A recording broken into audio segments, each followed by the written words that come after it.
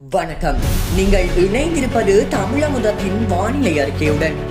தென்கிழக்கு வங்காள விரிகுடாவில் குறைந்த காற்றழுத்த தாழ்வு பகுதி மேற்கு வடமேற்கு திசையில் நகர்ந்து தென்மேற்கு வங்காள விரிகுடாவில் இலங்கை தமிழக கடற்கரையை அண்மித்து டிசம்பர் 11ஆம் திகதி அளவில் மையமடைய வாய்ப்புள்ளது. அதன் தாக்கத்தின் கீழ் டிசம்பர் 10ஆம் திகதி முதல் வடக்கு மற்றும் கிழக்கு மாகாணங்களில் மழையுடனான வானிலை அதிகரிக்கும் என எதிர்பார்க்கப்படுகிறது.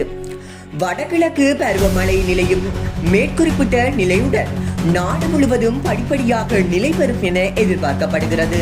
இதனால் வடக்கு மற்றும் கிழக்கு மாகாணங்களிலும் மாத்தளை மாவட்டத்திலும் பல தடவைகள் மழை பெய்யும் என வளிமண்டலவியல் திணைக்களம் எதிர்ப்பு கூறியுள்ளது.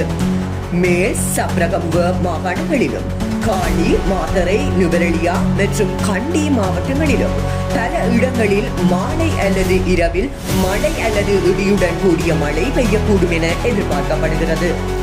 மேல் சப்ரகமுவ மாகாணங்களிலும் காலி மற்றும் மாத்தறை மாவட்டங்களிலும் சில இடங்களில் 75 மில்லிமீட்டர் அளவிலும் ஓரளவு பலத்த மழை பெய்யக்கூடும் என எதிர்பார்க்கப்படுகிறது. மத்திய சப்ரகமுவ, தென், ஊவா, மேல் மற்றும் வடமேல் மாகாணங்களில் காலை வேளையில் பனிமூட்டமான நிலை எதிர்பார்க்கப்படலாம். இடியுடன் கூடிய மழையின் போது தற்காலிகமாக பலத்த காற்று மற்றும் மின்னல் தாக்கங்களினால் ஏற்படக்கூடிய பாதிப்புகளை குறைத்துக் கொள்ள போதுமான முன்னெச்சரிக்கை நடவடிக்கைகளை எடுக்குமாறு பொதுமக்கள் கேட்டுக் கொள்ளப்படுகிறார்கள். நன்றி.